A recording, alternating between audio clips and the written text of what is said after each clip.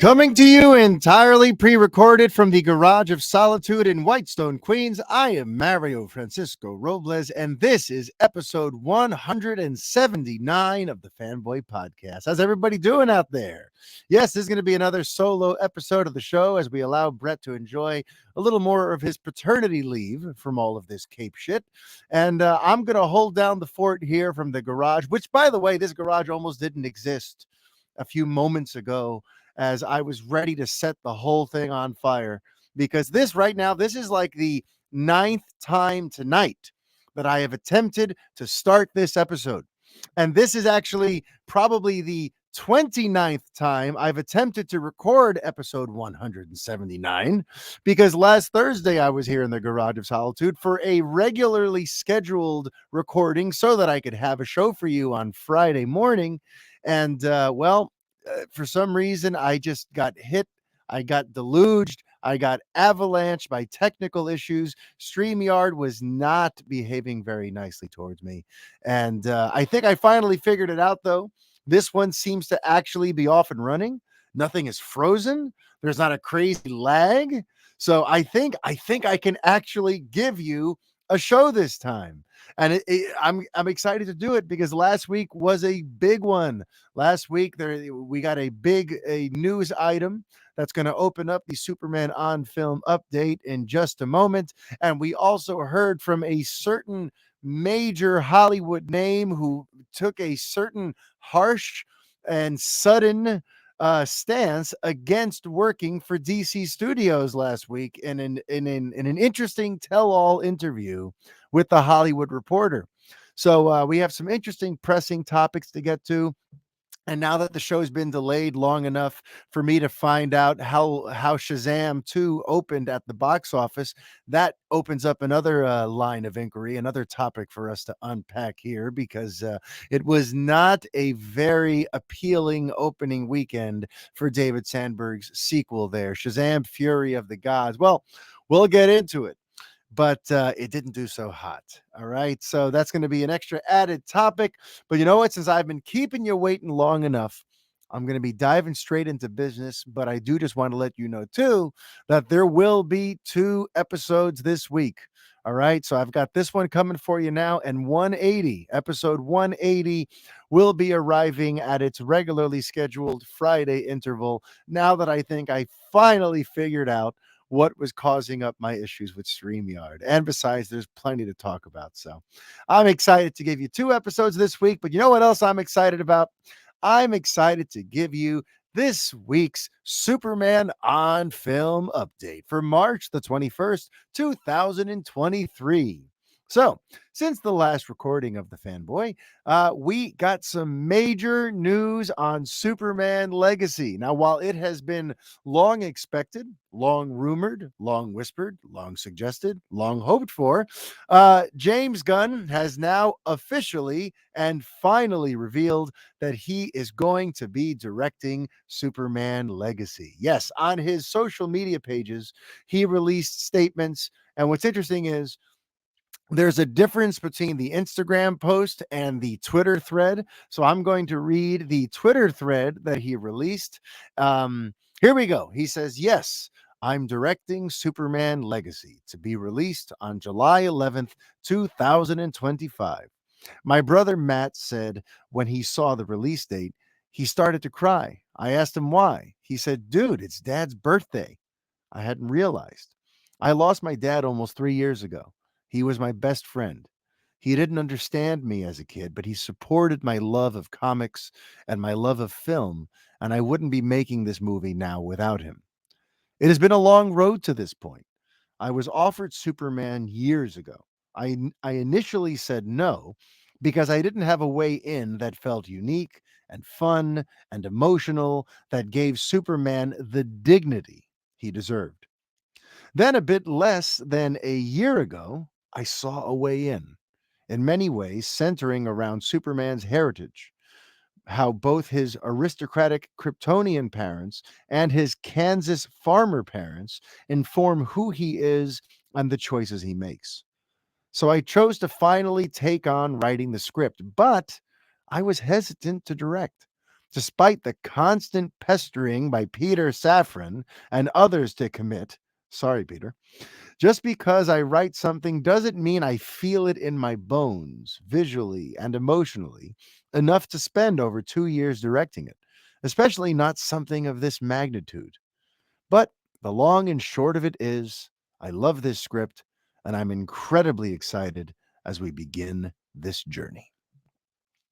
So, I mean, what a it's a very interesting statement by him, right? There's a lot of beautiful sort of emotional stuff that I'm going to get into in a sec, but there's also the bit there that's like he kind of had to point out that he was pestered and sort of forced in certain ways to take the job, that he doesn't necessarily feel the desire to direct everything he writes, but it looks like he's come around and basically been convinced to do just that. Um, but yeah, in terms of the stuff that he says about his father and the fact that his father was his best friend and supported his love of comics and film, and he wouldn't be making it without him. I mean, that is a pretty interesting connection. The fact that July 11th is his father's birthday, and his father is so integral to who he is as a creative artist and how passionate he is about these characters and the literary works that inspire them.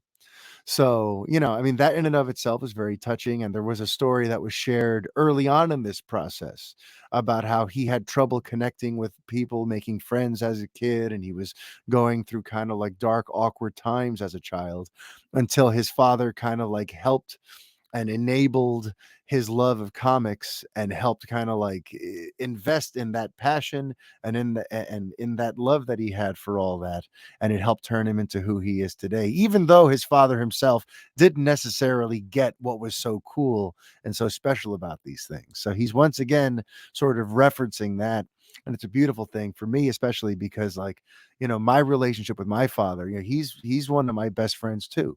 And growing up, if I didn't have my father in my corner helping me through some of the stuff that I've gone through over the years, I don't know where I'd be. I'd be lost without that cat. I would not be who I am today without my father.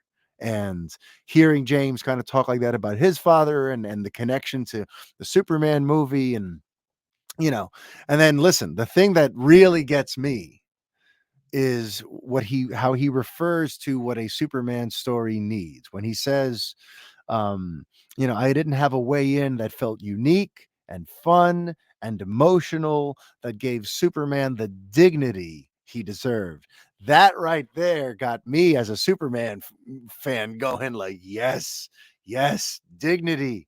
Yes, treat him with respect and care. This is someone who's not looking to make a badass action movie with a flying demigod as its at its center. This is someone who wants to tell a deeper, sort of more emotional story, but something that's befitting a character that is so beloved and so enduring through the ages. So, listen, it sounds like our boy Superman is in good hands, and with him officially directing it, this puts an end to a lot of speculation. This puts an end to a lot of just rumors and whispers and things going around, people wondering if it's going to happen. It's official now. James Gunn, the director of Guardians of the Galaxy, the Suicide Squad, Peacemaker, and other non-comic book fare, is now going to be helming a relaunch of Superman that hopes to basically on its back usher in a whole new era for DC on film and really begin the biggest story ever told across multiple mediums. This is extremely ambitious stuff, but with him officially directing now, his detractors are very vocal online. They've come out of the woodworks just as they have from the outset, just to kind of crap all over this and point out how, what has this guy shown us to let us know that he's worthy of this job and that he can be trusted with all these characters and with all and with building this DC universe. They're throwing out the last 10 years of DCEU continuity and giving him free reign to basically relaunch everything. Why are they doing this, and why are some people seemingly so fine with it? And now that he's directing Superman, the holy grail of all this, there's people who are just wondering Why is anybody on board with this? And look, for me, I'd like to tackle why I have faith in James Gunn. Okay. Um, because first of all, he has experience in this realm. And when it comes to the world building, when it comes to taking the comic book mythology and building it out and adapting it for a modern audience and doing it in a way that lures people in, grows the audience, and builds to some sort of larger climax down the line, like these are all important things that James Gunn had a hand in helping Kevin Feige form there, especially as they were doing Infinity War and Endgame and all that stuff. James Gunn was a very big part of the creative aspect of the MCU going cosmic with Thor Ragnarok and all that kind of stuff. You know, James Gunn, he's got experience in this world, which is one of the main reasons that I have faith in him as the general architect of this. But also there's the fact that he comes from kind of like a geek first, a fan first, a comic book fanatic first mindset with all of these, where he really loves the lore. He loves exploring the quirky bits of canon. He loves looking at the larger mythology and how the small pieces come together to tell bigger parts. You know, I love that he approaches it as a film geek first. I don't want some random film executive who's had a good run producing certain kinds of movies suddenly in charge. No, I want somebody who's passionate about this stuff running the creative end of things, you know? And then when it comes to why I have faith in him handling Superman, it's because when it comes to the Marvel Cinematic Universe, I always point out that there is a kind of lack of emotional depth with a lot of their stuff. And when I look at the, 26, 27, 28 some odd movies that have come out from Marvel Studios, there's very few that I can honestly say put a lump in my throat, that got genuine emotion, that made me spring forward in my seat at the movie theater with goosebumps on my arms, feeling all kinds of things. You know, the Marvel movies very rarely get me into that place where I feel so fully immersed in the emotions and the psychology of the story that I'm just kind of lost in that dream state that every filmmaker would love their audience to be in. You know, Marvel rarely brings me to those heights. But I will say that within James Gunn's couple of Guardians movies, I've come I have felt things. I have seen a genuine emotional core to these stories that comes through that makes them feel less like some kind of a product on an assembly line building for the next crossover movie, the next big Avengers event film, and more like an actual story with interesting characters and relationships that evolve and grow over time, and all these disparate dynamics coming together to form a team. You know, there's all these interesting themes with Guardians of the Galaxy having to do with your chosen family, how like yes, you have your nuclear family, but there might be some baggage there, or there might be mysteries there.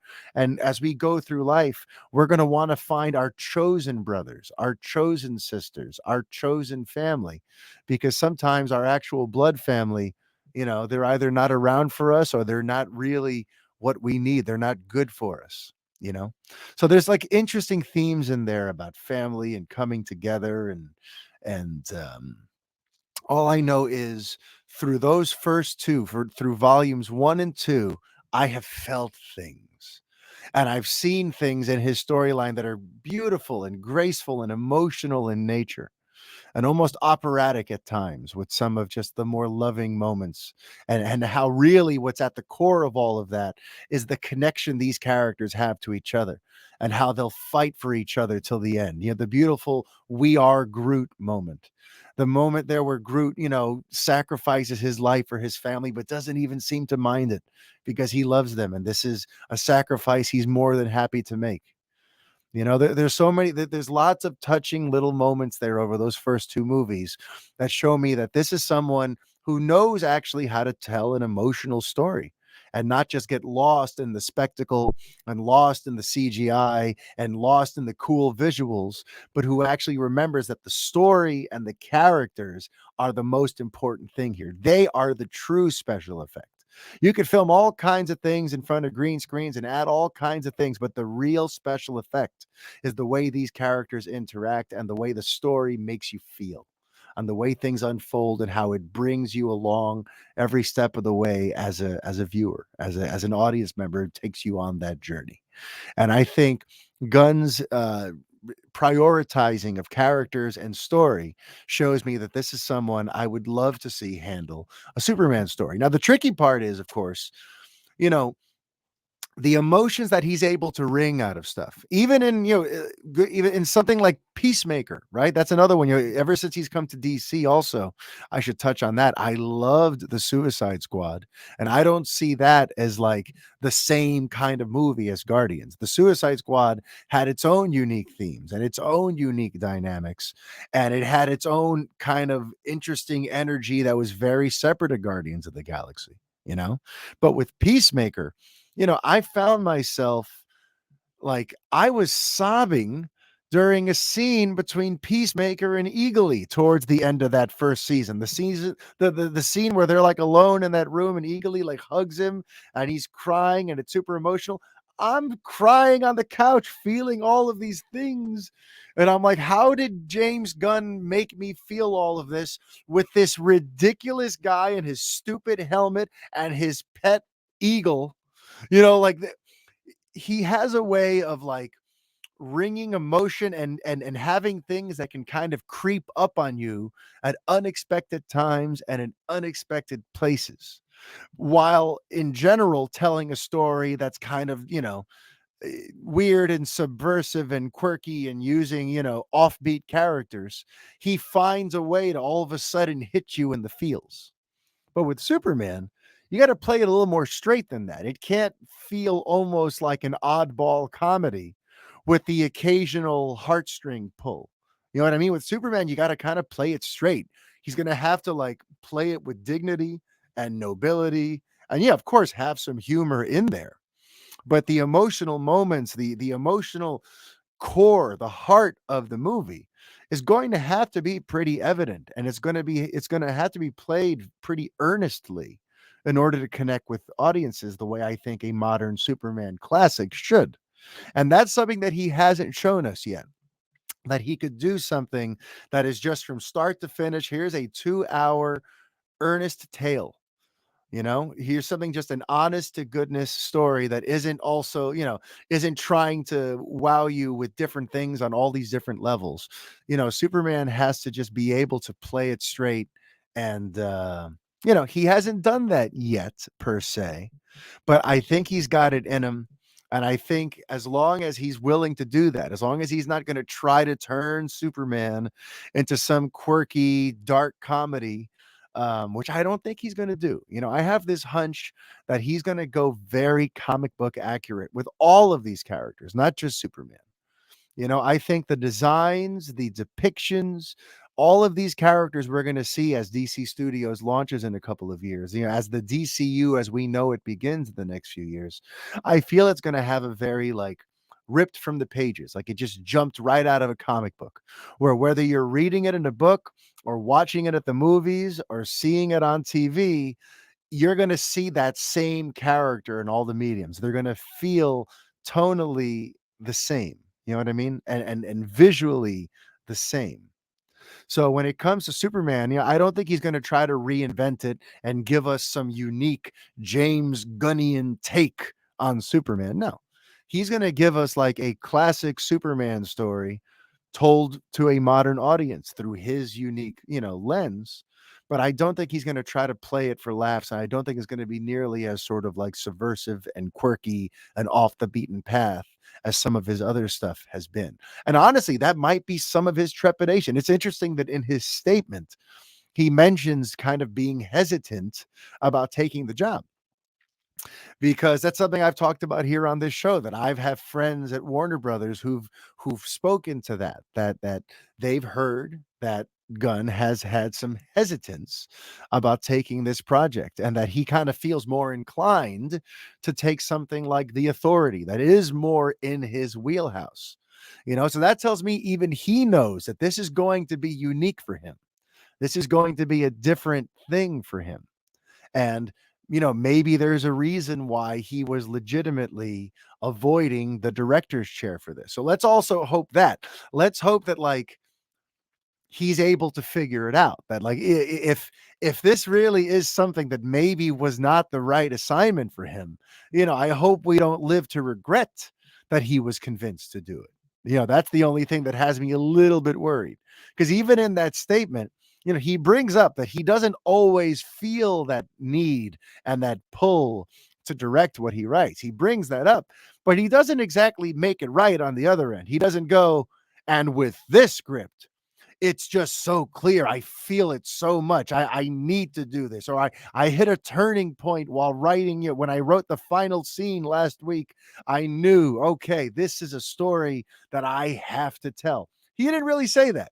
He just brought up that, yeah, I don't always feel the need to direct these things, but basically everyone else wants me to, and I love the script, so I'm gonna have fun making it. But it doesn't, it sounds like even he himself has a little bit of trepidation. So in terms of like me having faith in James Gunn, I hope James Gunn has faith in James Gunn, and if I hope as he's in pre-production and getting things together, like if he really feels that I am a bad fit for this, I am not the man for this job, I hope that maybe he, as the co-head of DC Studios, would hit pause and go, you know what, we're going to find a different director, because Superman deserves someone who feels like this is my zone, I can crush this, but yeah, I've got faith.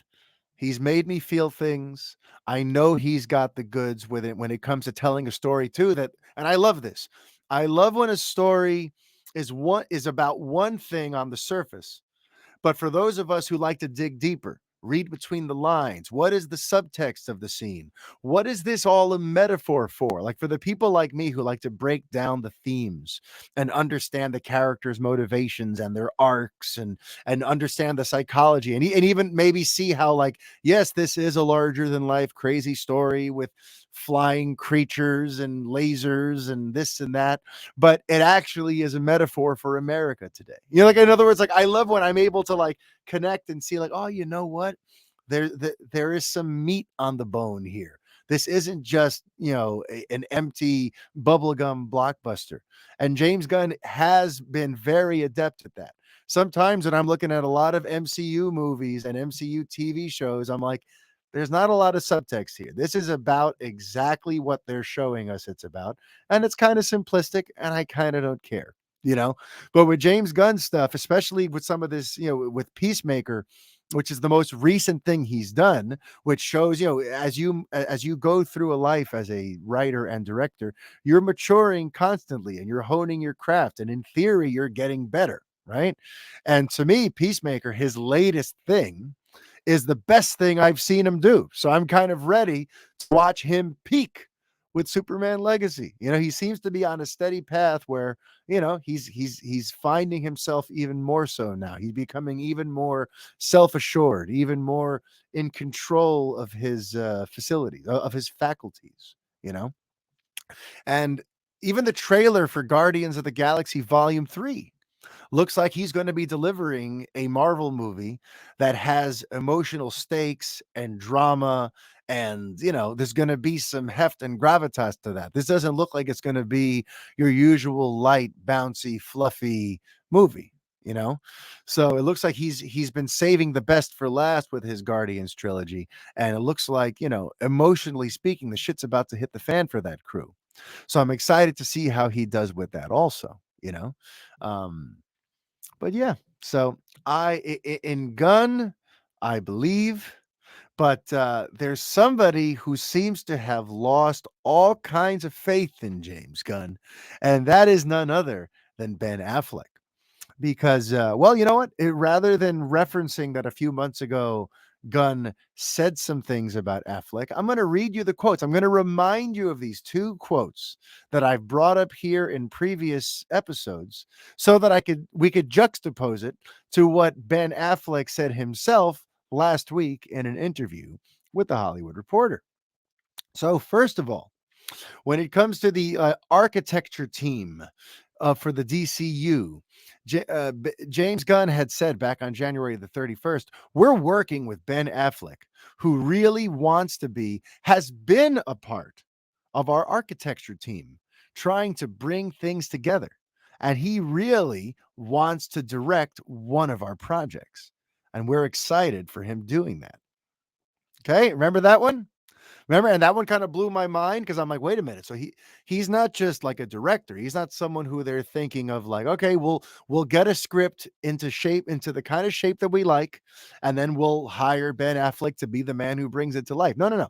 This idea that he's actually part of the architecture team. 'Cause remember, we've heard, we've heard reported, we've heard some of the names. There's like a writer's room. There's we got Drew Goddard in there, we got Christina Hodson, we have, he's got like a creative brain trust of people who are helping him map out chapters 1 and 2. So this idea that Affleck might have been part of that team rocked my world. It blew my mind. I'm like, really? Ben Affleck, the guy who has wanted nothing to do with DC or Batman since early 2017, and yes, has been convinced to come back and had a pleasurable time on both Zack Snyder's Justice League and The Flash. But really, these were like, a glorified curtain call, a glorified goodbye are what Zack Snyder's Justice League and The Flash were for Ben Affleck's Batman. But this guy, who by all accounts has been just out of it, wants nothing to do with it, who even a few months before these announcements were made went public saying he is not working on any major franchises or IPs anymore, that he really just wants to do smaller independent films. He's founded a new studio with his partner Matt Damon, and they're trying to develop, interesting, cool, new original stories. He's not looking to try to tell these big tentpole blockbuster stories anymore. He's over that. He's tired of all of that. So to hear from Gunn's mouth that Affleck was on the architecture team and that he really wants to direct one of their movies, that had me like, are you serious? They must have like really blown him away with what they're doing creatively.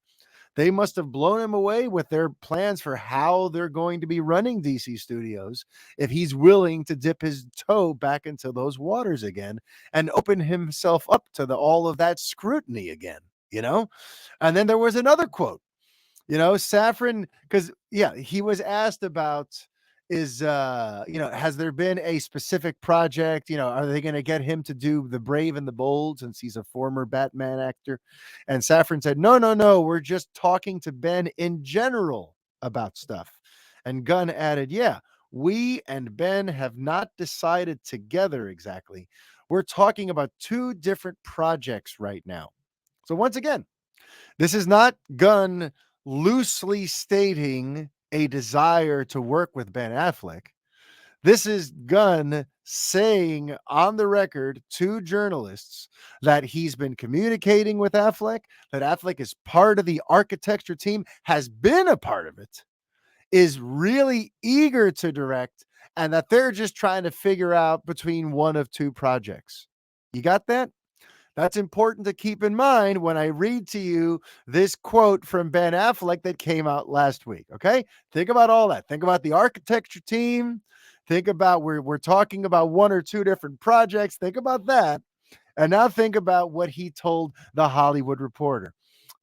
He was asked, if DC came to you now and said, do you want to direct something? Ben Affleck answered, I would not direct something for the James Gunn DC. Absolutely not. I have nothing against James Gunn. Nice guy.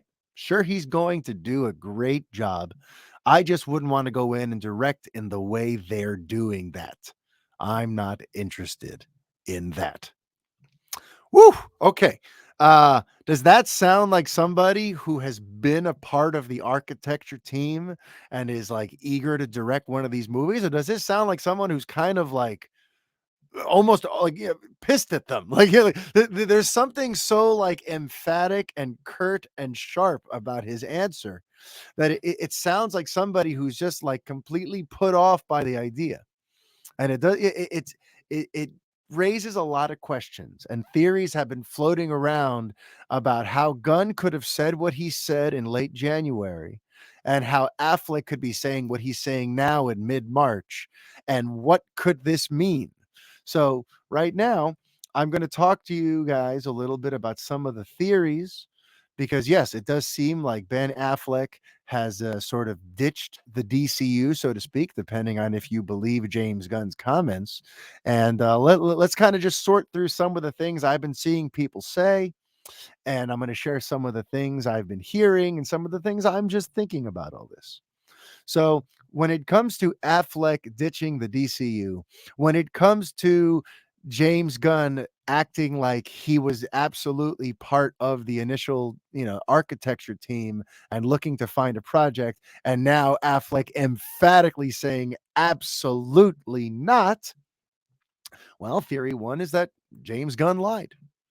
James Gunn, was just he made it up. He's not, he never really had a serious commitment from Ben Affleck, and he was just saying that so that DCEU fans would give the DCU a shot, because the DCEU fans love Batfleck. They love them some Ben Affleck stuff. So hey, listen, if he's directing one of these new DC movies, it's a nice little peace offering. So maybe James Gunn just made that up to try to string along the DCEU fans. All right, so that's one theory, that he lied. Then there's theory two, that, it's not that he lied, but it was all public relations. He never really meant the offers to Affleck and others. That really, because we know that he's talked to everyone from the former DCEU about continuing on in some different fashion, right? He says he offered Cavill a new role, and we don't know how that went.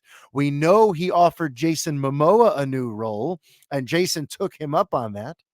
So with Ben Affleck, you know, he probably offered him a directing job, but just for the optics of it. You know what I mean? He was just, it was just a PR ploy to try to, make nice with him. Hey, listen, I'm rebooting the thing that you've been a part of.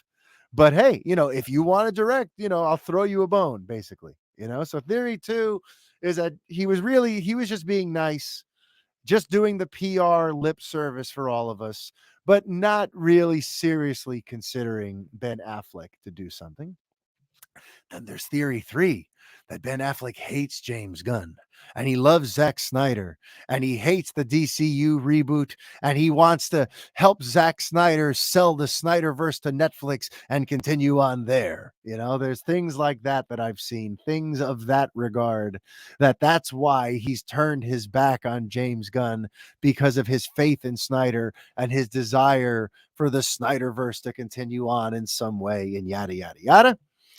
And then there's my theory, which is that Affleck was in until he wasn't in. You know, I don't think there's any reality. I don't think there's any earth in our multiverse here where James Gunn just abjectly made this up. I don't think James Gunn just lied and told all of these major trade reporters and told all the fans around the world something that just he made up one morning. Okay. He absolutely had conversations with Ben Affleck, and Ben Affleck absolutely voiced some kind of interest in being involved, and maybe even offered up just pointers like, okay, you're taking this job, and I've been at DC for the last few years, and I know how they've been running things. And, you know, I've always felt that if it was approached like X, Y, or Z, it could be a success, and maybe they kicked around ideas and they spoke as directors and producers, and they had some big picture discussions for how to get this right.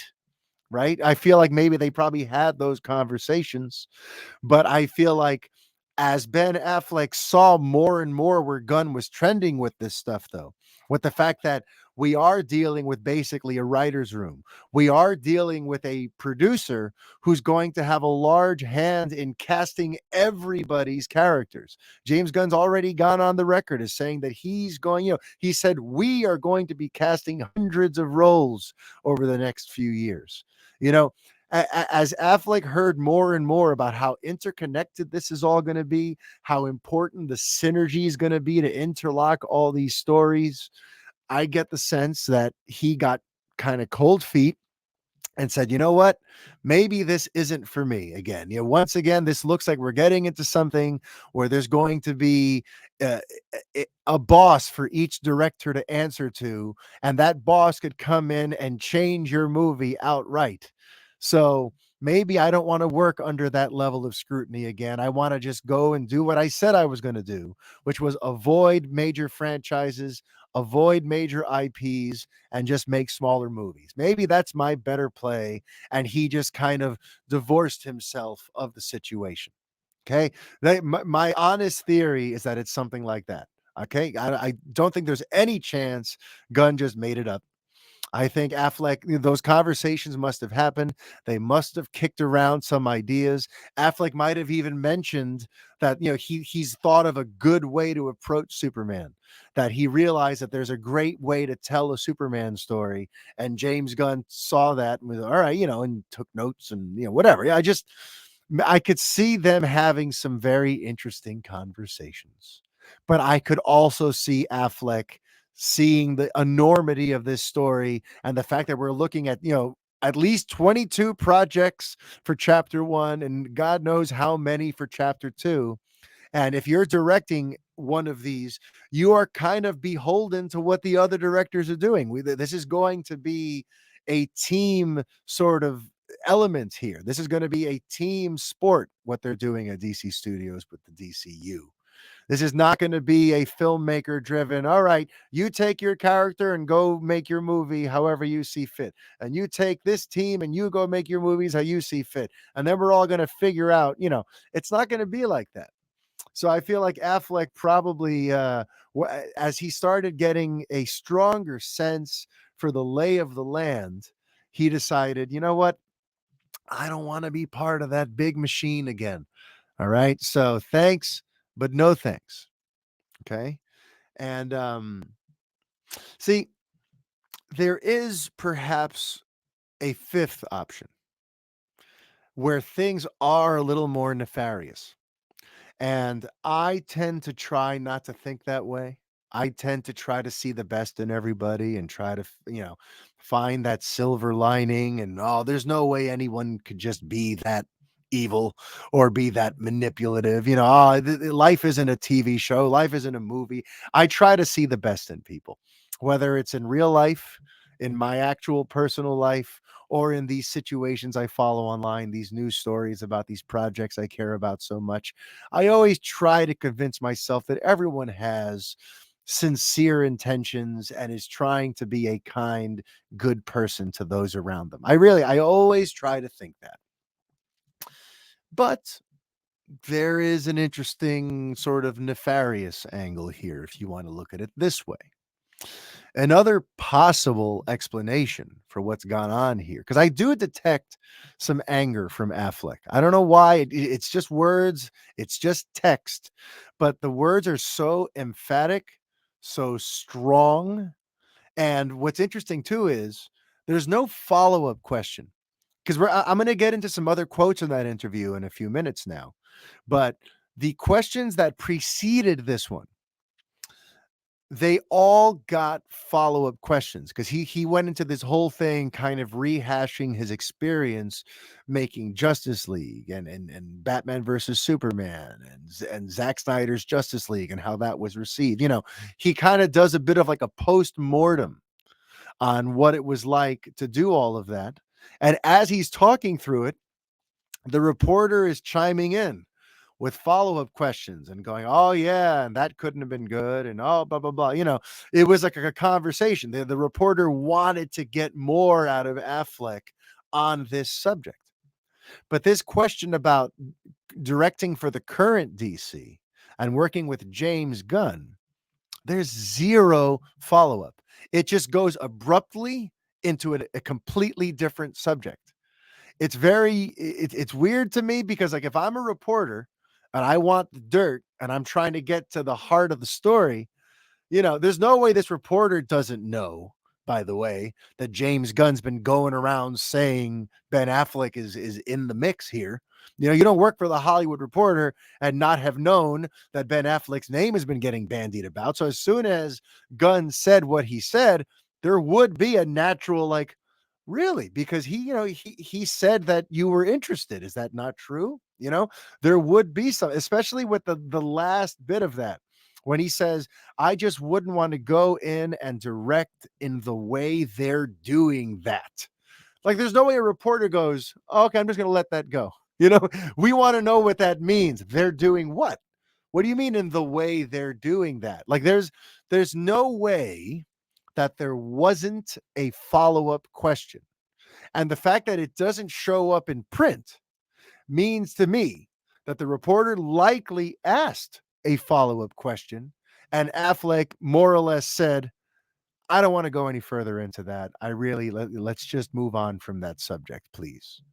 It sounds like somebody who's like, he could say more, but he doesn't want more of his thoughts on this to get out there. You know what I mean? That's how it reads to me. If you go back and read the interview, you'll see, like, there's a whole section there for like a page and a half, 2 pages. He's talking about DC, and it's a nice back and forth conversation. And the second James Gunn comes up, it just, bam, jumps into a completely different subject afterward about budgets on movies, you know? So, so yes, the nefarious option that I've been kind of, dancing around here. And, it's something that a friend of mine at the studio has floated around. But again, this is hearsay. This is speculating. None of us are in Ben Affleck's head. None of us are in James Gunn's head. None of us knows exactly what was said or what wasn't said. But there are people there on the Warner lot talking. There are whispers kind of floating around. And one of the whispers is that Affleck is pretty pissed because apparently he was interested in doing possibly Superman Legacy. And he feels possibly like James Gunn was throwing his name around, including at behind the scenes meetings, to people like David Zaslav and other people who have a vested interest in how DC Studios goes and how Superman Legacy goes. He's been mentioning Affleck, but every step of the way when he would, the studio is just like, yeah, but we want you, and coming back with a higher offer, but we'll pay you, just fake numbers. I imagine the first time around, they're like, listen, we want to pay you $5 million to direct Superman Legacy on top of whatever your salary is for DC Studios. And he's like, no, I really, I'm not sure I'm the man for the job, but I might be able to get Ben Affleck, who seems to have a great way to do it. And then they come back and go, yeah, but okay, what if we gave you 10 million? And he's like, no, but listen, Ben Affleck, though, this is a big opportunity. He's an Academy Award winning director. And then they go, all right, fine, James, 15 million. Will you do it for 15 million? And Gunn is like, listen, I'd really rather do The Authority. I'd rather do something that's more in my wheelhouse. And I've written this good script. I'm almost done with it. I really think Affleck could do something special with it. And then they finally threw a number at him that he just couldn't say no to. And he's like, what? You're going to give me $20 million? By the way, I'm making these numbers up, by the way. I'm not, these are just, this is just, imaginary math. Okay. But for some of the whispers I've heard, though, there's a sense that Affleck thinks his name was just used as a bargaining chip, that he thought he was having good faith conversations about possibly directing a Superman movie. And as it turned out, it was just James Gunn using his name to get a big pay raise. And that's why that interview came out, interestingly enough, one day after James Gunn revealed he's going to do Superman Legacy. It's interesting that like Gunn makes that announcement, and the very next day, Affleck, like a scorned lover, is making it very clear, yeah, I don't want to work with that guy anyway. I don't, I'm done with all that. I'm not involved, blah, blah, blah. You know, it it almost seems like there's an element of spite there over the Superman directing job. Again, it's just a theory. And again, it's all about how you look at it. If you're in Affleck's camp, you can choose to look at it like Gunn was just using your name for leverage, and he knew he was going to direct it all along, but he kept mentioning Affleck so he could get the sickest payday possible. Or you could look at it from the Gunn camp, where maybe he really has trepidation about doing this project, and he really would have loved to just hand the script off to another extremely capable director who's passionate about this stuff so that he could go do his authority type stuff. You know what I mean? Maybe Gunn legitimately, when every time he would mention Affleck, he legitimately wanted them to take him up on that so he could focus on other stuff until finally they threw a number at him. They made an offer. They made it clear that they're not going to accept a substitute. They want you to be the guy. So, James, it's time to put on your big boy pants and be the guy, you know? So that is just another sort of way to read the tea leaves here. And there are definitely people who work at Warner Brothers who are talking along these lines. And there's even a belief that they're trying to schedule. I mean, listen, now this episode's been delayed. So maybe by now they've already done it.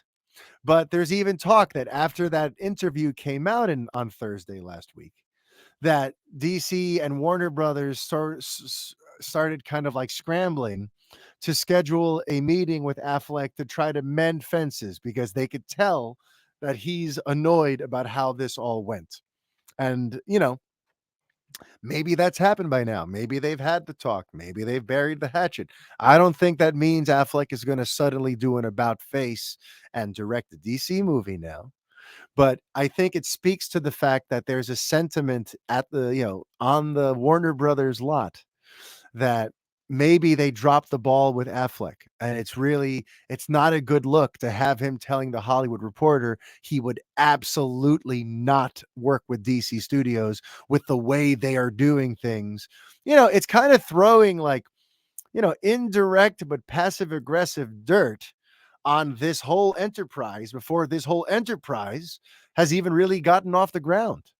This James Gunn thing is potentially, this Ben Affleck thing is potentially James Gunn's first big blunder as the co-head of DC Studios. This is just the optics of this are not phenomenal. Again, it'd be one thing if it was just like a random tweet. Because remember, there was one that was just like that. There was a tweet in like early January, I think, where someone had asked about, or maybe I think it was in late December, shortly after he announced Superman Legacy and announced that Henry Cavill would not be returning. Someone had asked about Ben Affleck, and he had tweeted something about, we're talking to Ben about directing one of the movies. It's one thing if it was just a one-off to a tweet to a fan, and you can't very well hold someone accountable for just a social media interaction. But the fact that he went on the record with trade reporters in published interviews that he knew were going to get a ton of coverage, there's no way that he did that and he was just making it up. Okay. And there's no way that this doesn't look really bad to suddenly have Affleck going, absolutely not, I wouldn't do it, you know? So there's definitely some like, they're doing a little damage control over there, I would have to say. And there you go. Those are the different theories and rumors. There's an interesting relationship to the fact that once again, Gunn announces he's directing Superman, and we get this report from Affleck. And mind you, I'm not implying that the interview happened like that morning. These things take some time to happen. It might have that he might have made that decision weeks ago, but it looks like somewhere between January 31st And March 16th, Ben Affleck had his big about face. Something happened in his dealings with DC Studios that made him go, you know what? Screw this. I'm going to stick, I'm going to go back to my earlier stance. No more of this franchise crap for me. I don't want to work. I don't want to make movies by committee. I don't want to be part of some creative team. I want to be able to make just a good movie, and that's the only thing that matters, you know. But and listen, if it's true that he feels used, if it's true that he feels like DC Studios is already off to a not great start with their transparency and their conversations, if he really thinks James Gunn just used his name as a bargaining chip, I hope they had that meeting. You know, I hope they buried whatever hatchet, because I would like to think that that's not the kind of person James Gunn is. I don't know the guy personally, but I would like to believe, I would like to think that he wouldn't just do that, that he wouldn't manipulate the situation just to get himself a nice cushy raise, you know?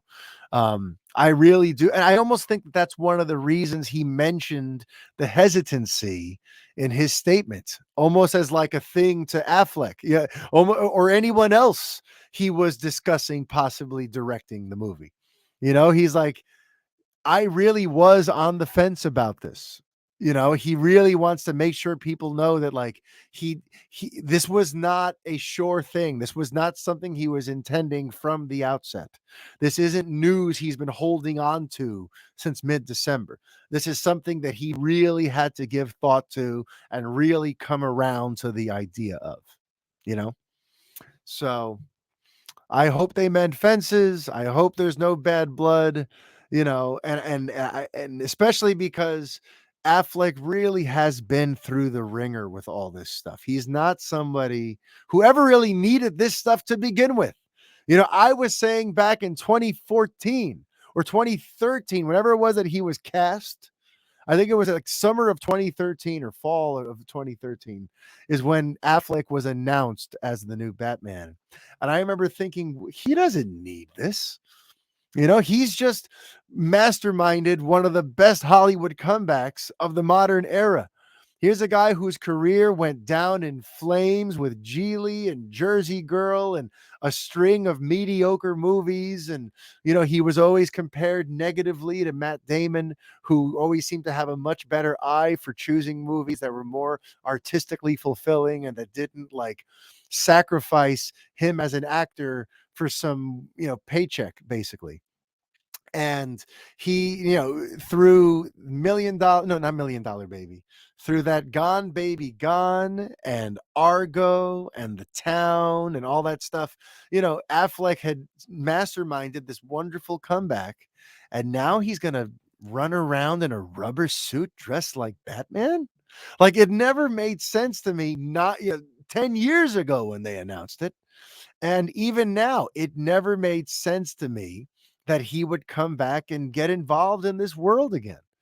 But you know what? With some of the stuff he said in the THR interview, you know, it's not necessarily insane that he would be burnt out and want nothing to do with any of this stuff again. It's not necessarily insane he doesn't want to be a part of a big machine where there's all kinds of people whose opinions could override the director. Because in that interview, you know, there were several comments made about Justice League and his experience on that. So I'm gonna read some of the quotes from that, and we're gonna have a little bit of analysis on what Affleck had to say here. Um, Talking about the Justice League experience, the fact that those stories became somewhat repetitive to me and less interesting. Yeah, I did finally figure out how to play that character, Batman, and I nailed it in the Flash. For the first 5 minutes, for the 5 minutes I'm there, it's really great. A lot of it's just tone. You've got to figure out what's your version of the person. Who is the guy that fits what you can do? I tried to fit myself into a Batman. And by the way, I like a lot of the stuff we did, especially the first one, Batman versus Superman. So that's interesting right there, too. That idea of, you know, he found it sounds like initially he was trying to fit into Batman. He was trying to be Batman rather than trying to portray his version. Who would Batman be through me? Who is the Batman that I play? Who's the tone and the guy that I could bring to life, as opposed to trying to fit some ideal of what I think Batman is. And it sounds like he finally found that interesting balance by the time he got to the Flash. But it's interesting, I've always said, by the way, as we get into these next few quotes, I've always said that Affleck was a big true believer in BVS and in Zack Snyder's Justice League and in the films that Zack Snyder had pitched to him that made him initially sign on to do this. I've always said that of all the Justice Leaguers, he's the one who was most personally affected, pissed off, hurt, disenchanted, and frustrated by what the studio did to those movies. He was the one who was most. Then after him, you had Jason Momoa, Gal Gadot, Ray Fisher, Ezra Miller, who none of them were thrilled about what was going on, but they were willing to be team players and do what they got to do. And Ray Fisher, we know that got a little hairy there towards the end. But, those four were kind of willing to play ball. And then there was Henry Cavill, who was totally fine with the course correction and was all too happy to push towards the Justice League and the reinvention of Superman so that he could just come back from the dead and tell some joyful, happy, good Superman stories after Justice League 2017. I've always kind of brought that up as the dynamic there, that the two extremes where you had Affleck, who was miserable about what was going on, and on the other extreme you had Cavill, who's like, this is great. This might actually give me a good run as Superman, because people were mixed on Man of Steel. People more or less hated the theatrical cut of Batman versus Superman. So whatever we can do to reinvigorate and relaunch Superman in a way that moves us away from that depiction, I am all for it. So as we get into these next few quotes, just keep in mind that this is confirming how harsh this all was on Ben Affleck, how hard it was for him to see the original vision and what it got turned into and what that process was like. So he says, he's asked what went wrong there. What went wrong with Justice League? Because he had just finished saying that he loved Batman versus Superman. But the interviewer goes, but not Justice League. What went wrong there? And Ben Affleck says, Justice League. You could teach a seminar on all the reasons why this is how not to do it, ranging from production to bad decisions to horrible personal tragedy, and just ending with the most monstrous taste in my mouth. The genius and the silver lining is that Zack Snyder eventually went to AT&T and was like, look, I can get you 4 hours of content. And it's principally just all the slow motion that he shot in black and white. And one day of shooting with me and him, he was like, do you want to come shoot in my backyard? I was like, I think they're unions, Zach. I think we have to make a deal. But I went and did it. And now Zack Snyder's Justice League is my highest rated movie on IMDb. That's an interesting thing for him to mention too. He cares about his IMDb ratings. With actors, you never know how connected they are. Do they really care about the reviews? Do they go online and see what people are saying about them? And here you have Affleck referring to his IMDb ratings. It's kind of funny to see these titans of industry. They really do care about what is said about them out there and what the consensus is on their work. Continuing, he was, and you notice the interviewer keeps following up. After everything he says, there's another line or question. The interviewer in this case goes, isn't that because Zack Snyder's fans are so intense online? This is him talking about the IMDb thing. He's basically, accusing the trolls of coming along and kind of rigging the IMDb rating. And Affleck says, say what you want. It is my highest rated career movie. I've never had one that went from nadir to pinnacle. Retroactively, it's a hit.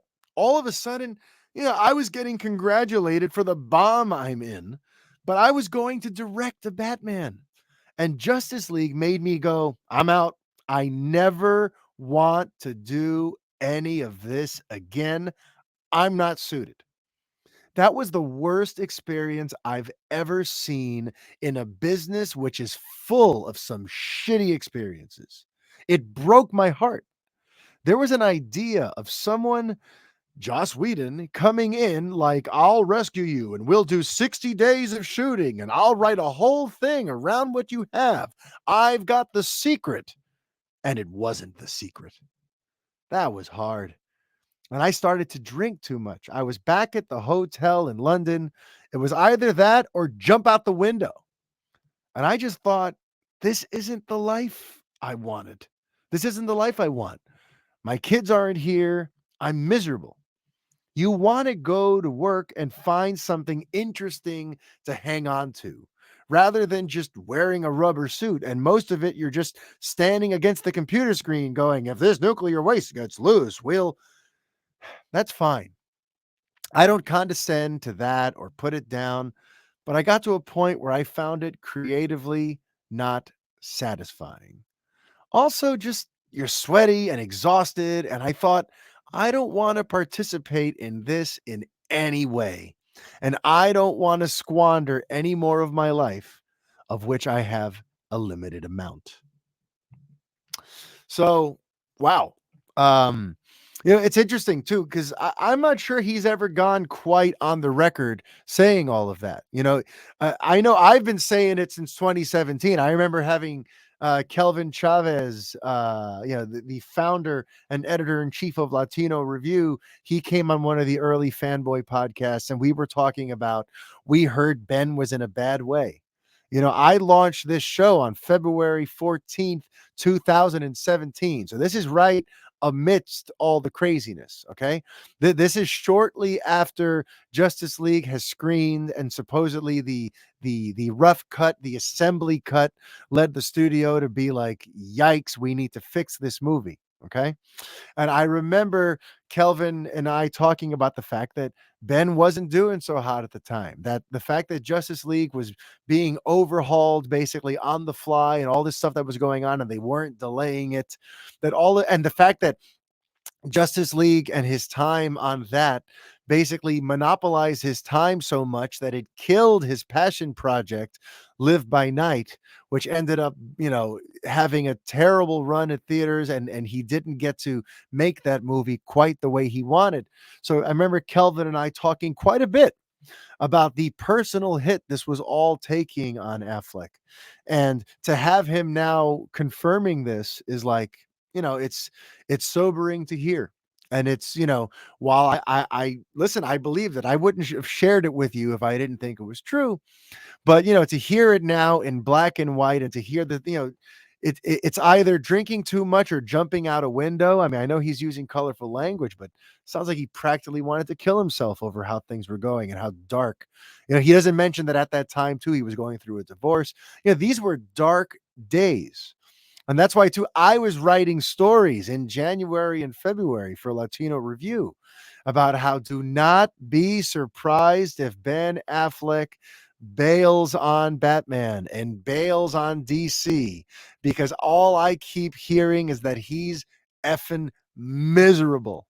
I was writing all kinds of stories about that and getting all kinds of blowback about it.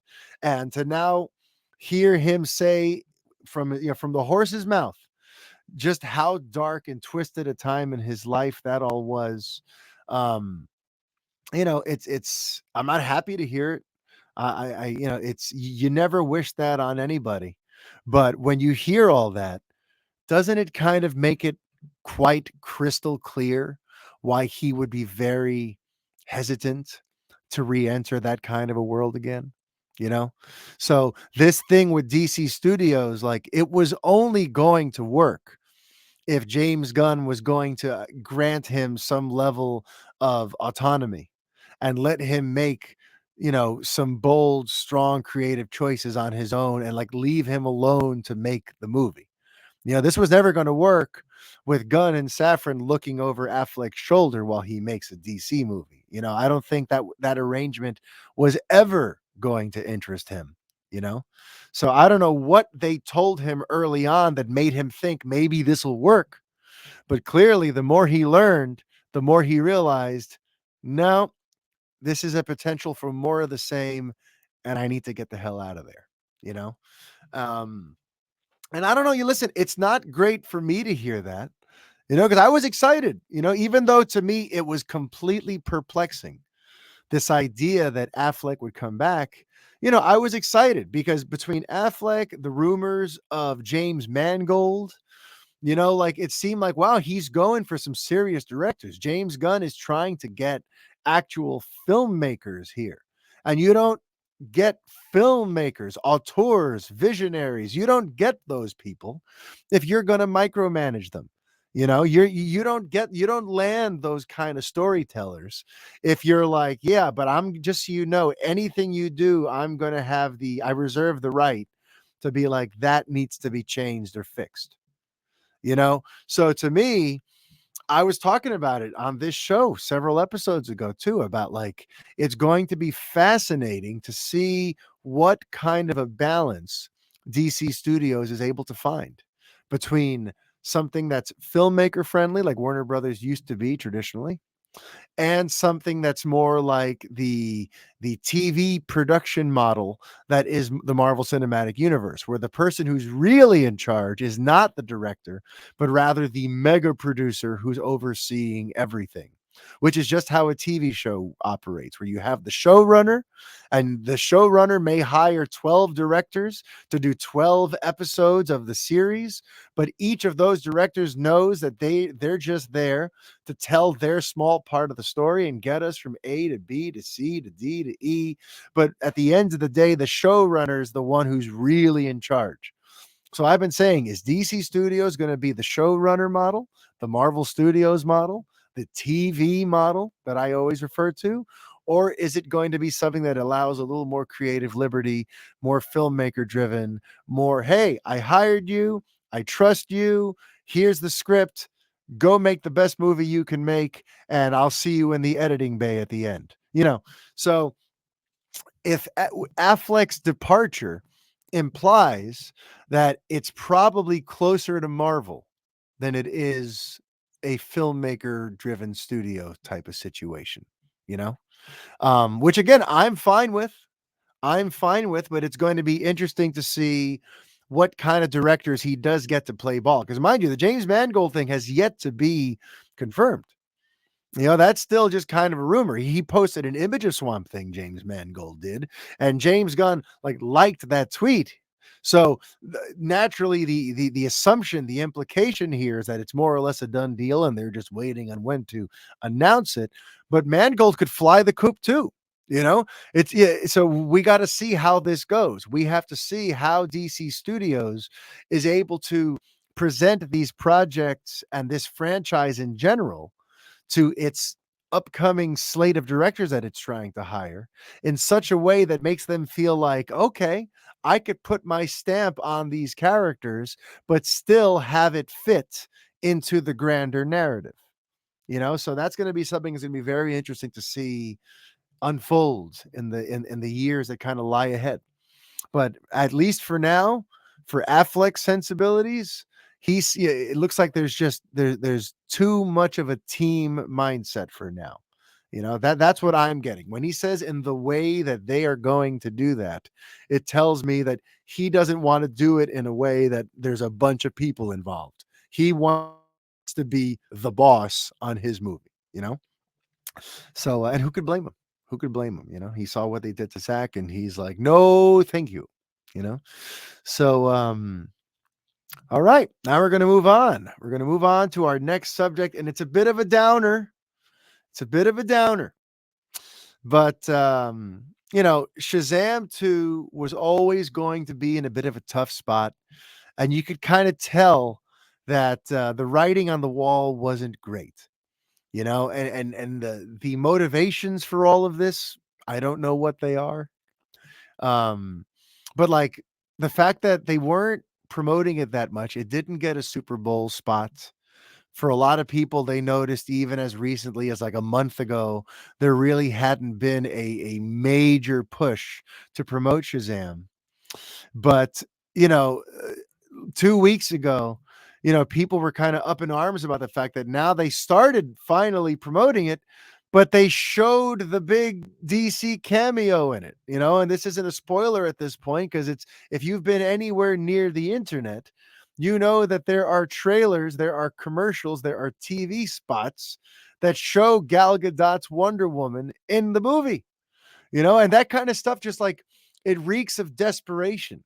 It reminds me of the collective groan most of the world had when Batman v Superman, when trailer 2 came out and they revealed Doomsday and they revealed Wonder Woman and they revealed that the three of them, that the Trinity is going to work together against Doomsday by the end of the movie. Like when people realize that, like, wow, they just revealed what would have been the big third act surprise, it really comes off like desperation. It really comes off like, wow, you really don't think people are interested enough in this. So you have to pull back the curtain and go, look, but there's all this cool stuff. Look, we have multiple heroes and multiple villains, and we're setting up a bigger movie. It really just reeks of like cynical pandering and trying to get your dollars for their franchise, as opposed to here's this great movie with an intriguing premise, and we have faith that what we're going to show you is going to whet your appetite, and we're going to get you there in the theater, and then we're going to blow you away with some big surprises you never saw coming. Like, it doesn't seem like they had faith that there was enough of an appetite for a Batman versus Superman movie. So when that trailer came out and it shows the big, which, by the way, a lot of people didn't even like the design of Doomsday. So why did they show that? It was like the anti-sales department. Here's Anton, the head of our anti-sales department. Um, you know, so this felt almost like, having them spoil that cameo in something as frivolous as a TV spot. Because again, you could almost see them doing it maybe in like the Super Bowl spot where you have all these eyes on you and Wonder Woman is a beloved figure. So maybe we do kind of show everyone that Wonder Woman pops up in this as a way to put some extra asses in the seats. But no, we're talking they show her in like these 30-second TV spots that play on TV. You know what I mean? In the YouTube ad that you click skip to get past, in those little tiny clips is where they're showing Wonder Woman and stuff. It just reeks of desperation. And you know, coming into this past weekend, there were serious concerns about Shazam 2. The tracking, the box office projections were not looking great. Remember, the first movie opened to around 60 million domestic and like 100 and something million global, and ultimately came in at like $366 million, which isn't great. But for a $100 million movie, it made a profit. It earned its sequel. It got like a 90% or something on Rotten Tomatoes from critics. So it was well liked. The fans who did show up did enjoy it. So, it was a win. It was a soft win, but it was a win. But the early projections for Shazam just spelled trouble. The early projections were that it was going to open to like 35 million. So even though the first film was well received and well liked, which usually means a sequel is going to open bigger, this one's actually shrinking. Okay. And that started getting all of the different armchair quarterbacks trying to analyze why it is that that's happening.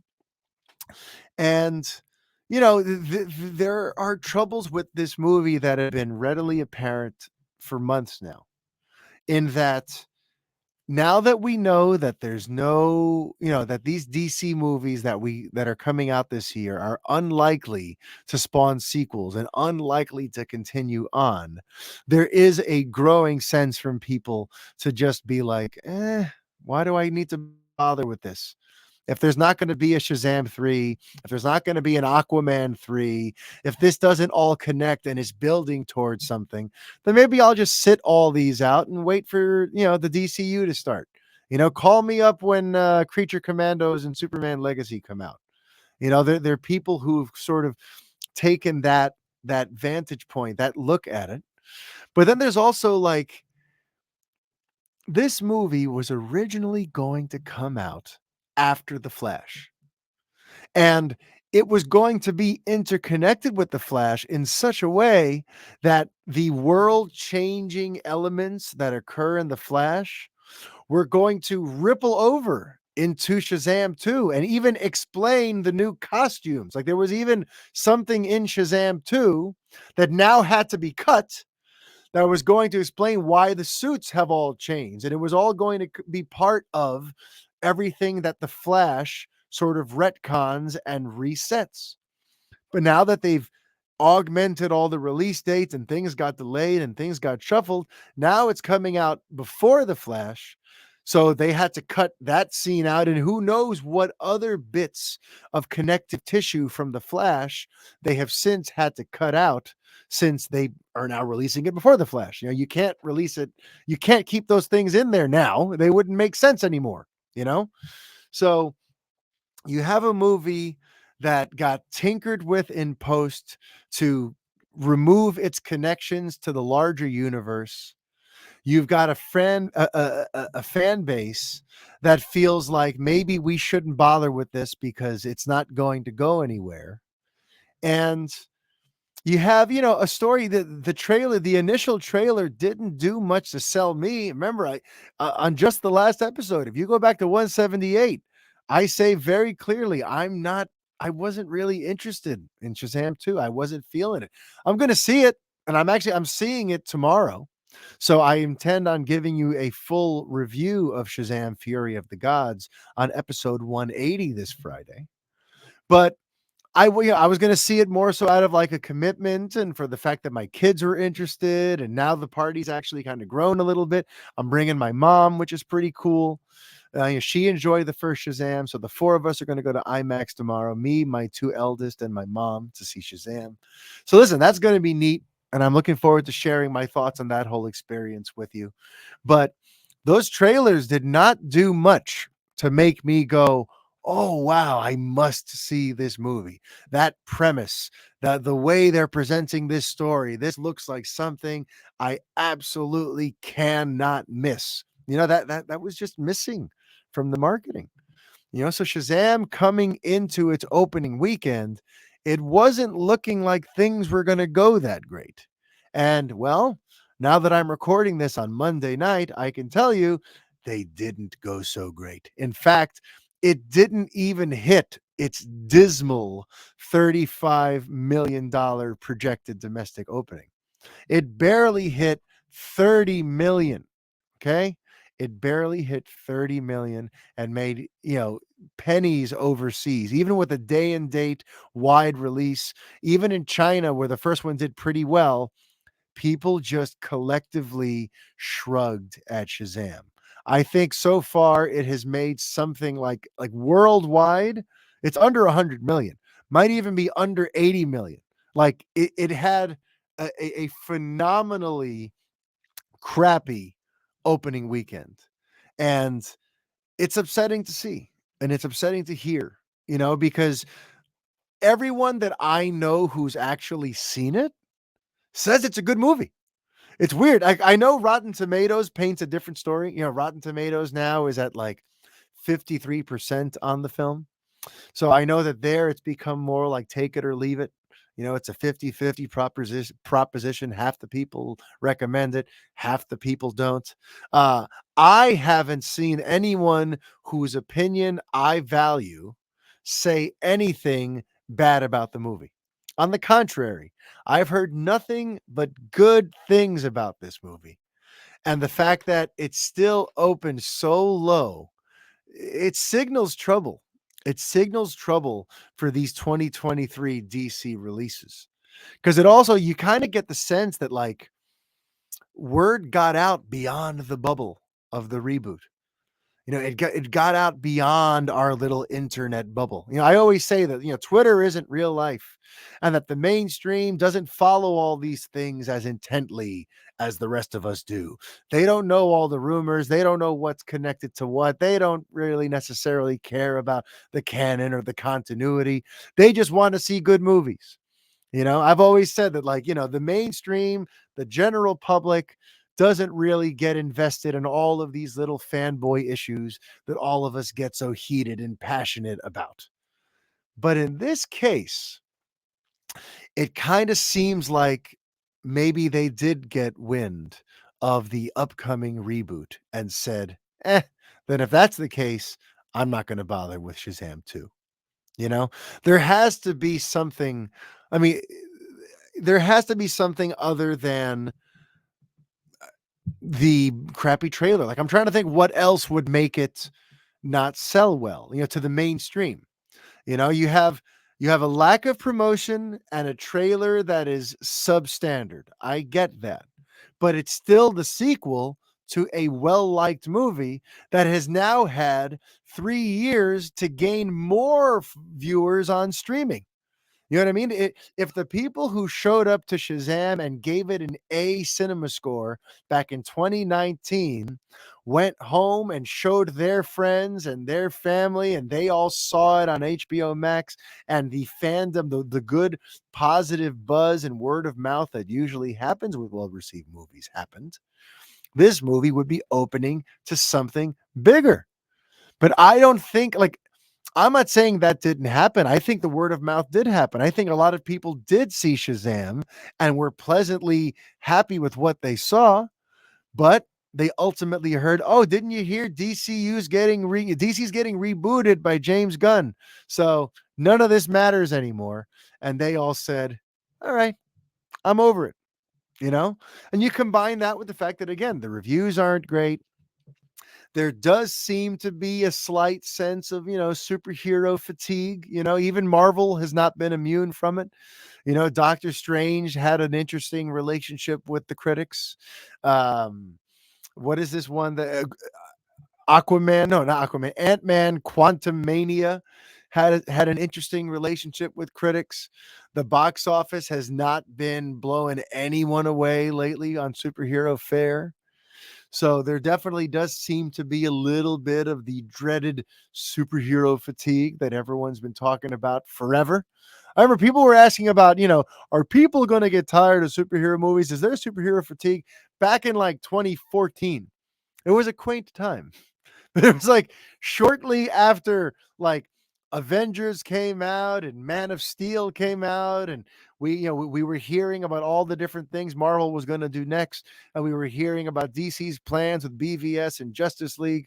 All these different pundits and analysts had to come out with their own columns and podcasts and YouTube videos discussing, well, when is the bubble going to pop?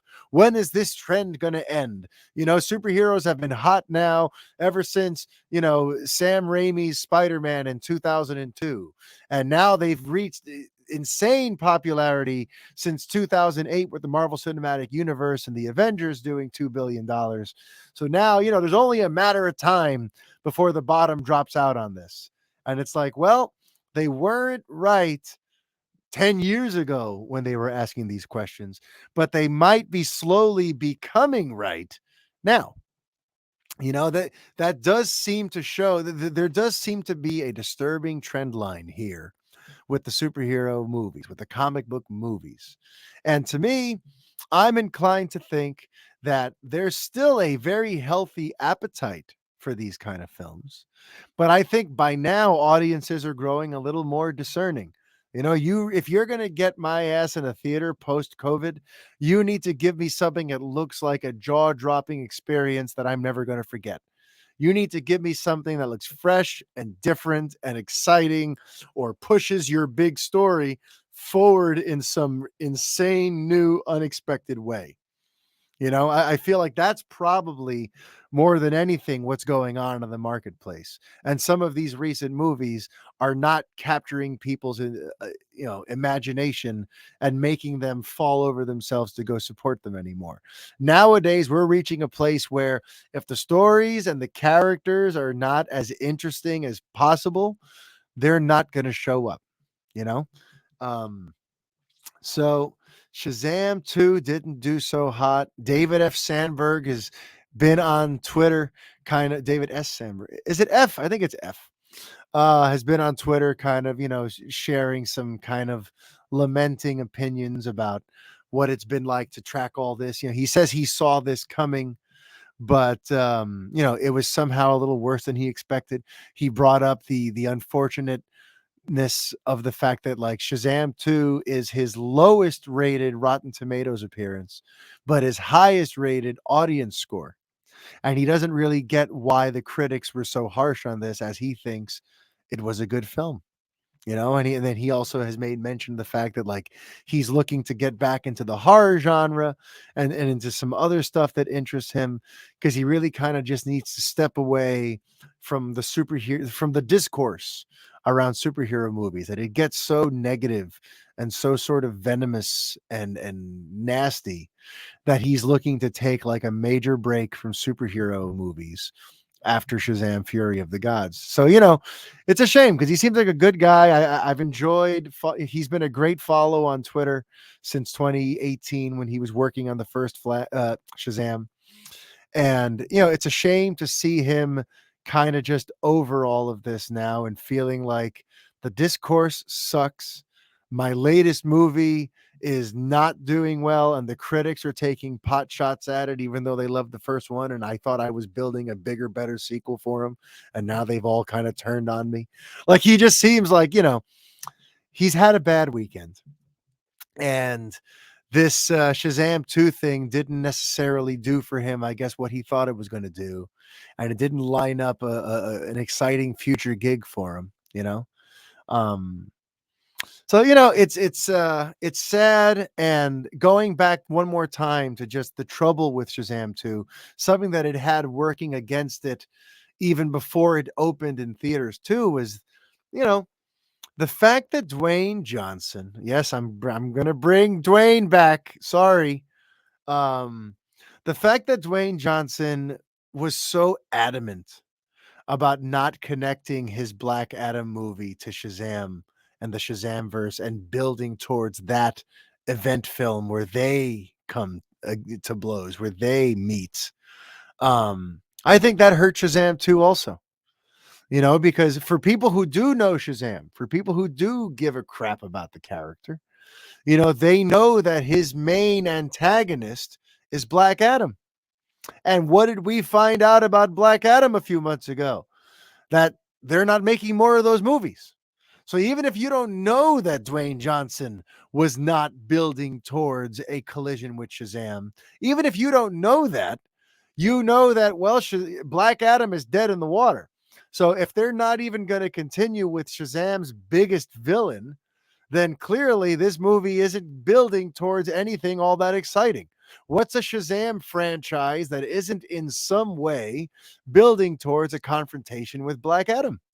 And that's again where like maybe instead of focusing so much on Superman versus Black Adam and spoiling the surprise of Henry Cavill's return on the red carpet, maybe instead of putting such a hard focus on that, maybe Dwayne Johnson and $7 Entertainment should have been working with David Sandberg on Shazam and putting together a plan that incorporated both characters for maximum intrigue, building up for the next movie that sees the two of them coming toe to toe and face to face. That might have given Shazam a little more urgency. That might have given Black Adam a little more urgency. Because remember, Black Adam came out in October. Shazam 2 comes out in March. That's only like 5 months apart. So if you were to like almost co-promote these movies as if they're part of some interconnected story, and these two huge forces are going to come to blows after these next two stories, you know, you might have had more people show up to Black Adam. You know, the Superman angle clearly was not enough to make people go and run out to theaters to see it. But to see Black Adam face his actual arch nemesis, or conversely, to see Shazam fight his arch nemesis, and knowing that these stories are somehow working together in the grand tapestry of things, and maybe are somehow we're going to see some connections to all that in the Flash and this and that, you know, it might have helped Black Adam's box office. And if Black Adam's box office had done great, that momentum would have carried over into Shazam Fury of the Gods. Because, okay, now that is, you know, this is the next step of the story. We had Shazam 1, we have Black Adam, we have Shazam 2, and now we have Shazam versus Black Adam with special appearance by Superman. You know, they could have like built all of this to be a better machine.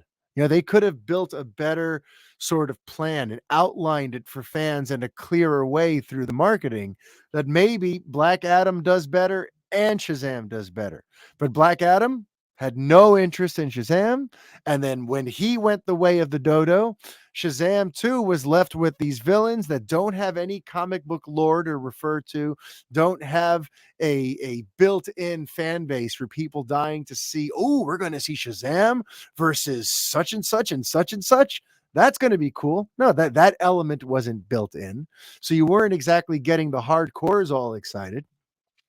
And then you have the people who, again, you know, Black Adam is dead in the water. So this Shazam movie is really kind of like, what is this leading towards? Especially if you heard that they just brought in James Gunn to reboot everything. What is the point of seeing all of this? I'll just wait till it comes to HBO, you know? So Shazam 2 did worse than expected. That is a shame. And, but I am looking forward to seeing the movie. You know, that is, you can't put a price on good word of mouth. And the fact that, you know, everyone I see online, everyone whose opinion I value, and that's the thing. It sounds like I'm saying that there are people who have crapped on the movie and that I just don't value their opinion. No, that hasn't even happened. I haven't seen any vocal outcry. This isn't like when Morbius came out last year, and even without seeing the movie, you could hear from all walks of the world people trashing it, talking about, yikes, this was an abject disaster. Nobody's talking about Shazam Fury of the Gods as a disaster. Everyone's saying it's a good and fun and bigger, better sequel to the first one. Everyone's saying it plants interesting seeds for what, you know, where they could go next. And that's the thing too, that like, we have to show up for these movies if we want more. Okay. With any of these, people have to understand that though too, because money talks. Okay. If Black Adam had even knocked on the door of $1 billion, if it got anywhere near 900 million, I don't think there's any way Warner Brothers Discovery lets Gunn kill it. You know, I don't think there's any way they shut down the sequels and Henry Cavill returning to clash with Black Adam. I don't think there's any way that doesn't continue on if it did well at the box office. Because at the end of the day, money is the most important thing. This is a business. This is a studio. They have shareholders. They have a board of directors. They have all kinds of people with vested interests in turning the highest profit possible on each of these properties. So if Black Adam had been some runaway smash hit, holy crap, who saw that coming kind of situation, like what happened with Deadpool in 2016, like what happened with Venom a couple years later. Remember, critics hated Venom, but it made almost $1 billion. So guess what? We got a Venom 2 and there's a Venom 3 coming because that one made a lot of money too. So it's like at the end of the day, the critics can take a long walk off a short pier. If the fans show up and they vote with their dollars, I don't think these movies go away forever, especially since there is an Elseworld, right?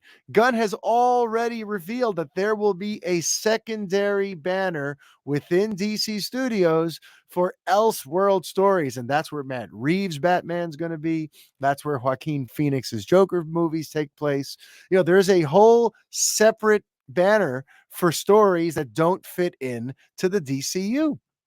And that is where these could all go. If Black Adam had made it, there's no way that we would not have seen the next bits of this continue on in the Elseworld. Same thing with Shazam. I hear Shazam has some interesting post-credit teases. And unfortunately, now the fact that it opened as low as it did, it turns those teases into nothing. Those teases become just like the teases at the end of Justice League 2017. It's that all over again. Remember at the end of Justice League 2017, where we see they're going to turn Wayne Manor essentially into the Hall of Justice, and a table for 7 with room for more, and then the big tease of the Legion of Doom at the end of the credits, and all of that meant dick. None of it went anywhere because the movie only opened to $91 million. It basically, flopped. It fell on its face. The first ever Justice League movie failed to capture the mainstream audience's attention when it came out, which is insane to think about to this day. And it's a sore spot, and I don't want to think about it. But if that movie had done great, by the way, we would have gotten the Legion of Doom. We would have, money talks at the end of the day. And I'm only bringing this up because as we go on now through 2023, if you're someone who's a fan of these other DCEU things, you're going to have to show up and vote with your dollars. Right now, you've been doing that. You voted for Black Adam to lose. With Shazam 2, you voted for Shazam 2 to lose. By not showing up in droves to these movies, you've more or less guaranteed that they cannot continue, and I can't put it entirely on fans, obviously, because the big thing is luring in those mainstream viewers. None of this happens on its own. None of this can happen without the mainstream, without the casuals, without the normies being inspired to come to the theater. But they didn't even come. So if they don't show up, and then even the hardcore people can only muster a $30 million opening, there's no reason to pander to them. There's no reason to cater to these people. And it makes James Gunn look right for wanting to close the door on the previous chapter of DC, for wanting to turn the page and begin a whole new story and basically start from scratch.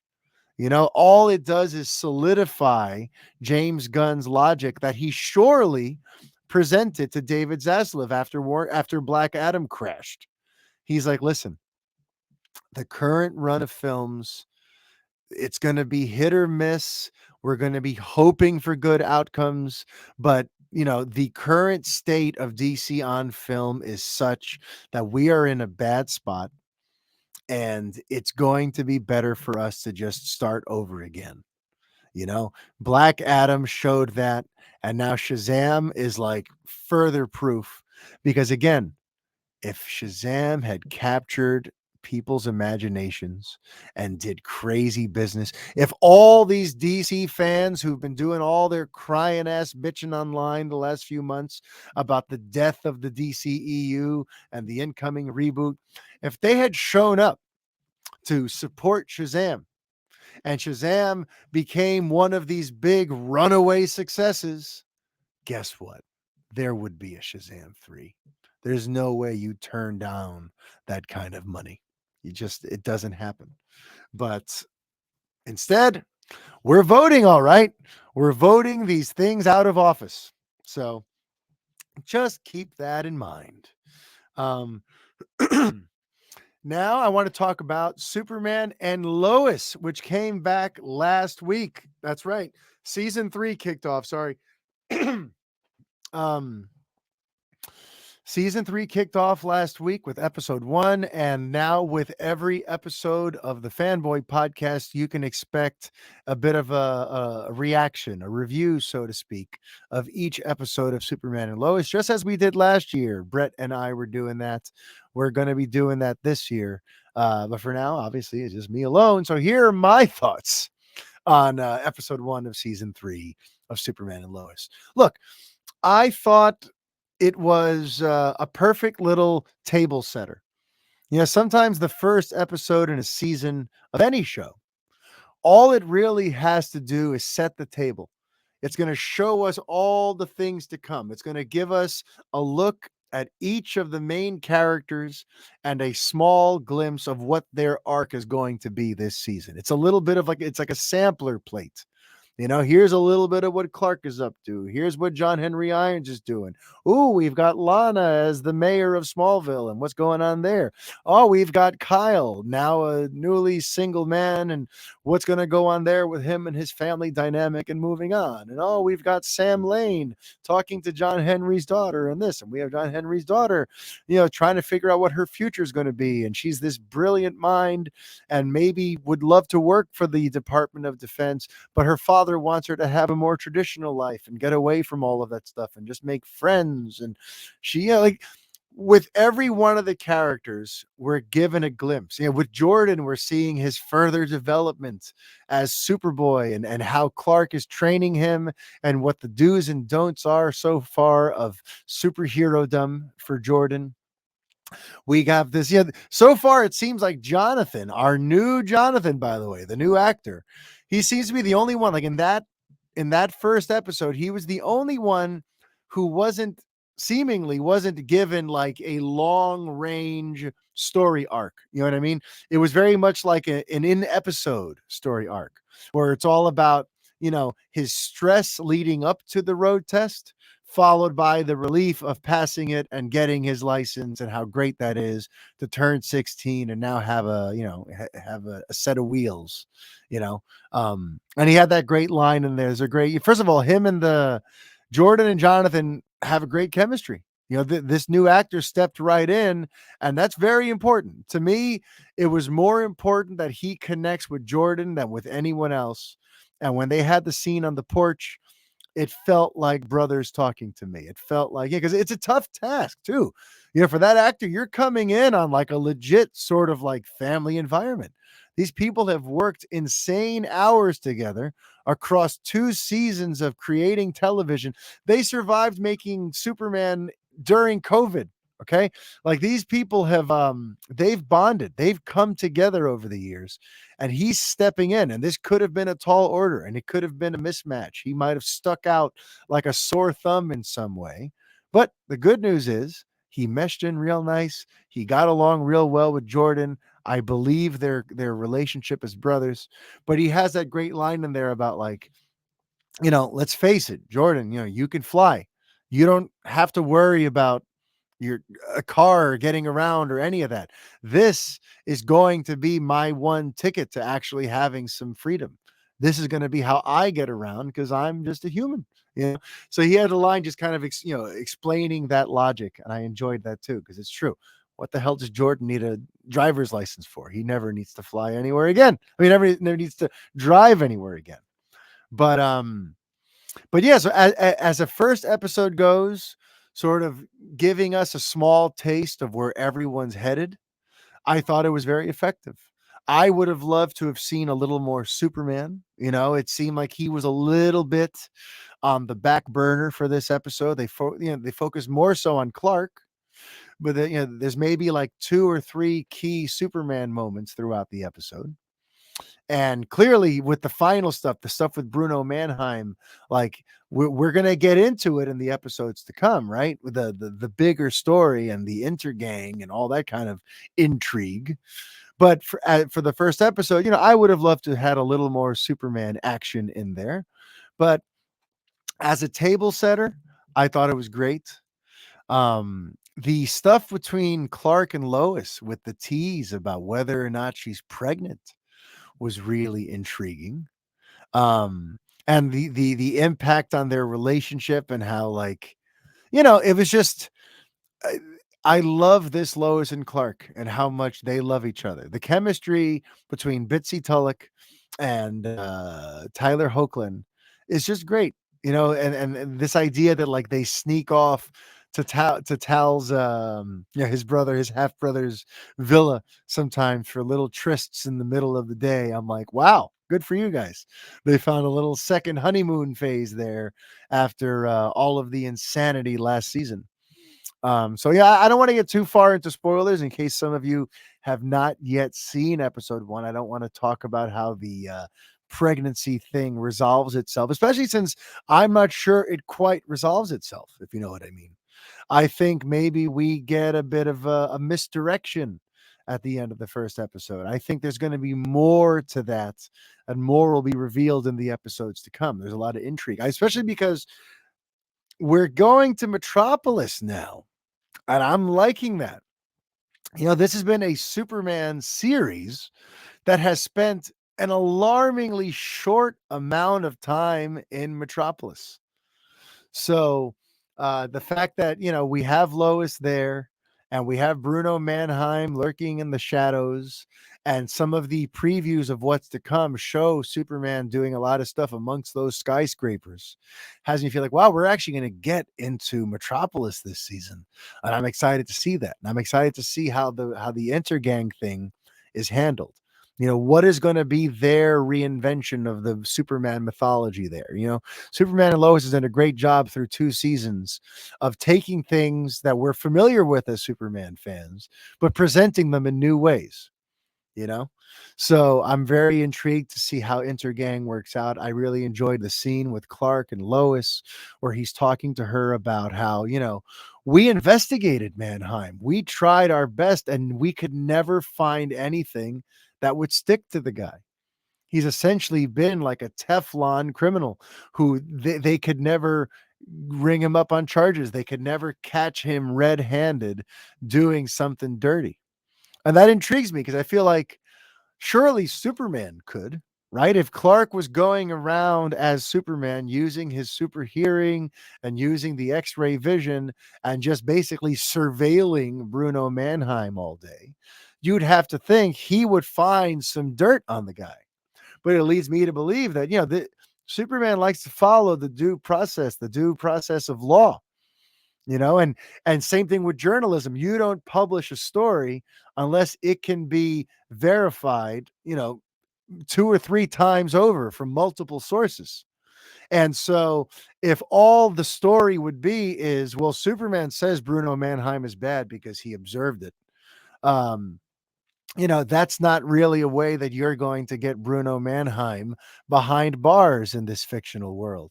You actually have to catch him in the act. You have to catch him red-handed. You need to find a paper trail. You need to get a witness who'll corroborate that he's done X, Y, or Z. And it's interesting that Lois and Clark, two of the most intrepid reporters the Daily Planet has ever had, apparently put time into trying to take Bruno down, and they were never able to find anything that would actually do that, despite Clark being secretly Superman. So that's intriguing to me too, to be like, well, what caliber of criminal is Mannheim that he, even with these two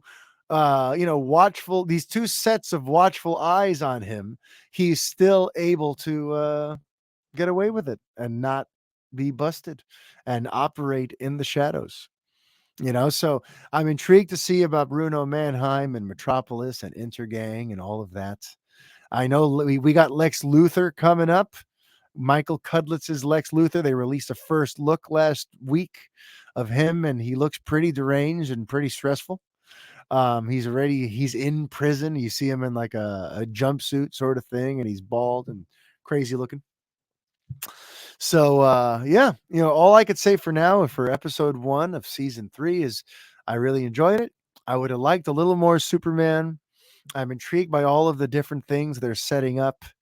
Um, Although, I just hope that the story doesn't get too further splintered off because, you know, we had maybe like 4 main characters in the first, in the first season. It felt like it was Clark and Lois and the two boys, and you had the supporting players, but those were our four main stories.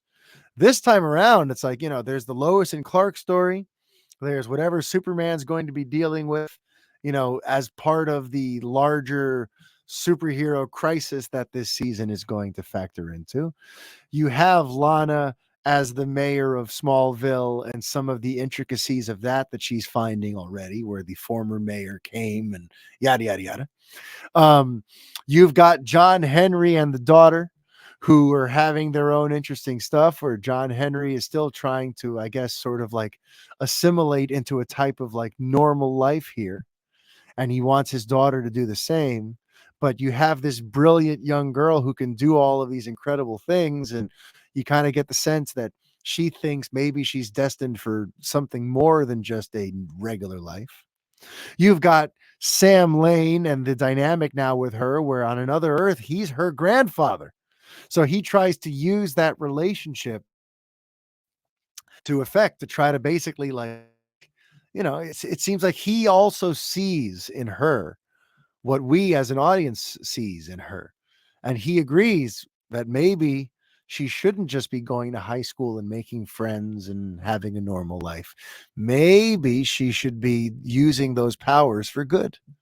And it's intriguing too for Lane, because every season we are kind of like, we go on a bit of a roller coaster ride with Lois's dad, where for some of the season we're like, is he a douchebag? And then by the end we're like, okay, he's got a good heart, and his heart's in the right place. So we like you, Sam. Don't worry. And this episode had a little bit of that too, where you start off loving him and his Hawaiian shirt and his, kind of quirky General Sam Lane way of carrying himself. But then we see that he does seemingly kind of maybe take advantage of his time with, I'm so bad with John Henry's daughter's character's name. I forget. But, you see that maybe he is a little too self-interested and not thinking about her well-being. And he's not respecting John Henry's wishes. So once again, we have this dynamic where he looks borderline douchebaggy, but we know he means well at the end of the day. So we're still kind of playing that little cat and mouse game with whether or not Sam Lane can just be trusted to be the good guy who does the right thing all the time, you know. But yeah, but like with all, and then you even got Kyle, who now, he shacked up with somebody this episode. He shacked up with the editor in chief of the Smallville Gazette, which I don't think anybody saw coming, And you've got the issue between Sarah and Jordan, where yes, you on the one end you've got Jordan training to basically be be Superboy. Who are we kidding here, right? We have Jordan basically training to be Superboy, but we also have the dynamic with him and Sarah, where he's still obviously in love with her, but she just wants to be friends, and there was drama around that. It just seems like from four main characters, we've gone more to like six or seven, and each half of each pair has their own story going on. So I just hope this season doesn't get a little too sort of bogged down by all of that. But all in all, I think we're off to a good start. um it was a table setter. It could have been a little more exciting. There could have been a little more of a holy crap, they're doing what? It wasn't like a wow factor season premiere, but it was a good table setter, and I'm excited to see where they're going next. Um, but yes, this Friday, I'll be sure to share with you my thoughts on episode 2, um, on episode 180 of this show. But, I've got another topic or two, but I think I'm going to save it because I am almost at 2 hours. And I know I wanted to make up for making you wait. So there you go. I gave you a supersized episode 179 of the Fanboy Podcast.